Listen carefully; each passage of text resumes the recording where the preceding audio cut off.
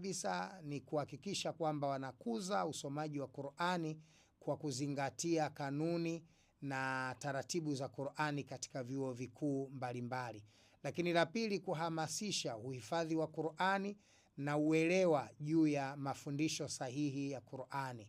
Jambo la tatu, wanasisitiza ama wanakwenda kusimamia kujenga maadili na nidhamu na mshikamano miongoni mwa vijana wasomi wa Kiislamu kwa mafundisho ya Uislamu.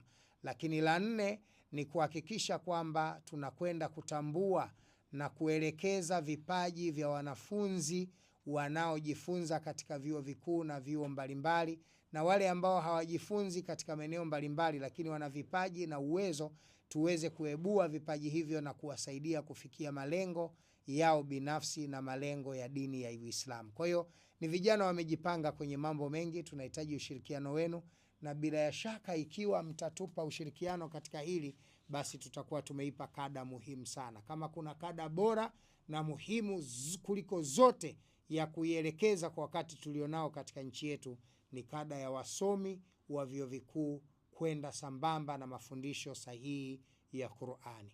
Baada ya maelezo haya, niwashukuru sana Watanzania wenzetu, niwashukuru Waislamu Tanzania, duniani kwa ujumla na Afrika.